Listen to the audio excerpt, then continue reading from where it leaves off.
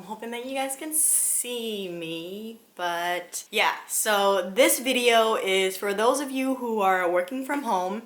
This video is for those of you who might either be in school or just, working a corporate job at home. And this video is for those of you who have been struggling to maintain a healthy lifestyle while working at home, whether or not that would be with your physical health, maybe trying to work out more at home, or with your mental health, maybe trying to meditate more, or maybe for your emotional health with maybe trying to express your feelings and how to cope with feelings of discomfort, maybe through journaling, or maybe breaking out of unhealthy coping patterns such as maybe like smoking too much, or emotional eating, scrolling through social media, or even spiritually for those of you who are looking to find ways to level up in your spirituality through healthy habits. So this video is for those of you who have been trying to do all of this and just can't seem to find a way to make things stick.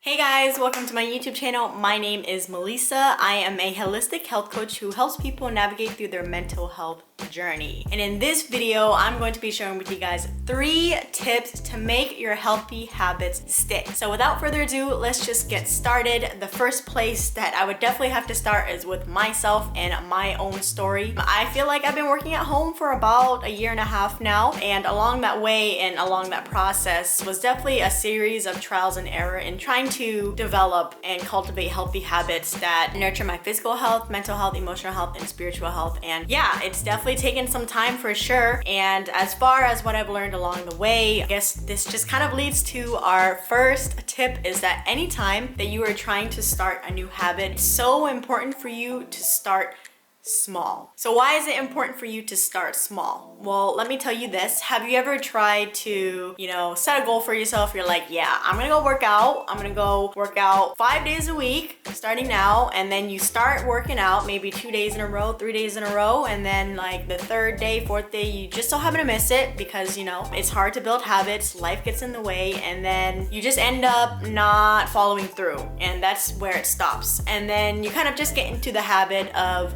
feeling upset about yourself, feeling upset towards yourself, and then you say to yourself, you know what, I'll give myself another opportunity or a clean slate to start again. I'll either start next week, or I'll start January 1st, I'll start the New Year's, or I'll start next month. And that was definitely my mindset back in the days for sure. And the reason why that way in the all or nothing approach with trying to develop healthy habits for yourself doesn't work is because if you really think about it and you're thinking about habits, anytime you're trying to do something new, it's kind of like you're trying to strengthen a muscle, right? If you're going to the gym for the first time, do you go in there and you pick up 100 pound dumbbells and start lifting? No, you don't, because it doesn't work like that. If you want to work your way up to 100 pounds with your bicep curls in the gym, whatever, you don't just jump from 0, never working out, to 100 pounds. You start off with 5 pounds and then work your way up to 10 pounds, work your way up to 15, 20. As far as habit goes, anytime you are trying to create a new habit, whether or not it's a habitual way of thinking or a habitual way of doing anything, it's a practice. And anytime you're trying to go big and go large, it's confusing to the brain, number one. Anytime you're doing that, you're building that neurological pathway. The first place to start in building any habit is to build the habit of showing up for yourself. And showing up for yourself is hard. It's not easy. So let's say that you want to work out and you want to be really fit. And so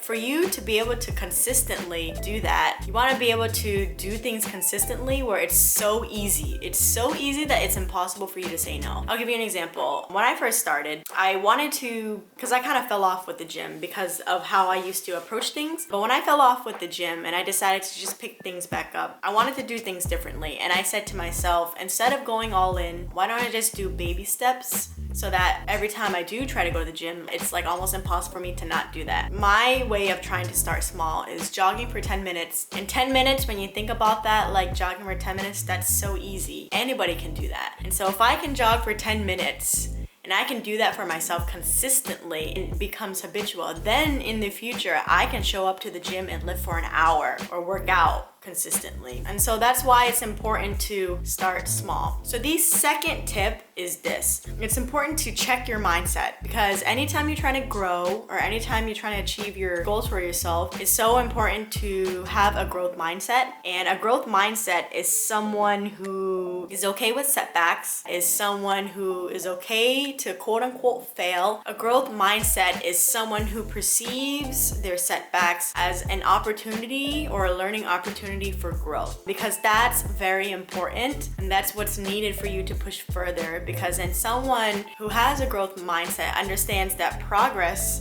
works in a linear fashion, but it's not perfectly linear. So let's say you are here, right? This is point A and you want to go to point B. And so a lot of people think that going from point A, which is right here, to point B, they think it's like this. But that's not how progress works. Progress is messy. Progress takes a lot of effort. Progress takes a lot of consistency. And that takes time because, like I said, it takes time for you to build a neurological pathway in your brain. And for you to strengthen that, you need to do it over and over and over again. And so, like I said, to go from point A to point B, it doesn't look like this. It goes up like this for sure, but it's not a straight line. So it's actually like this.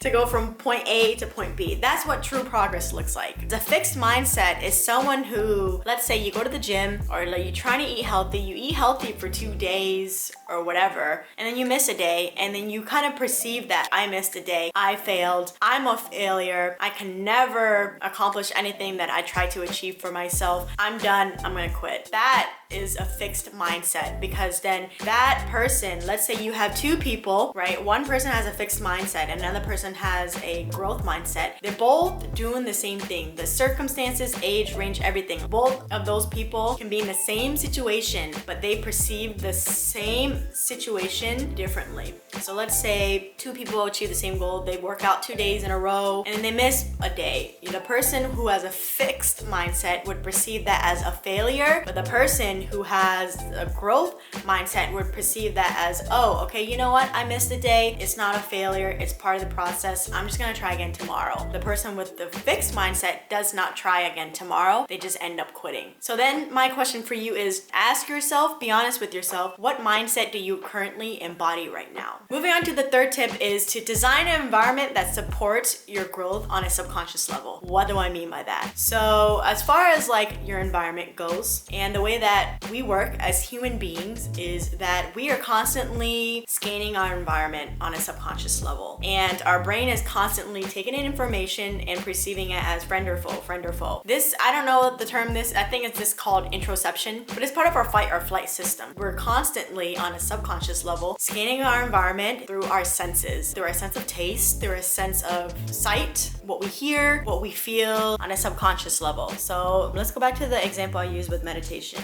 I want to build a meditation practice, right? You want to make that a habit for you. You want to make that something that you do habitually. First things first, whenever I meditate in the same spot every single day. And while I'm meditating in the same spot every day, I'm also putting on the essential oil diffuser. And I'm also maybe like opening the windows so I can hear sounds outside. And I'm also like holding my pillow and I have the blankets around me. And so like my body can sense like the texture of my blankets. And so like every time I go to sit down, and at the same time too, it's also important at the same time you do your habits. The reason why I talk about this is because every time I go to sit down and I smell essential oil diffuser, I hear what is happening outside, I can feel the blankets on me. My brain associates the context of this environment as something that's linked to the habit or the behavior of meditation. And so every time my brain perceives this, it's like, okay, it's time to meditate. And so then like it's familiar with that. Yeah, that is it. That is all that I have for you guys today. Thank you so much for watching. If you enjoyed today's video, please be sure to give it a thumbs up, like, comment, share, and subscribe. With all that being said, I will see you guys in the next video.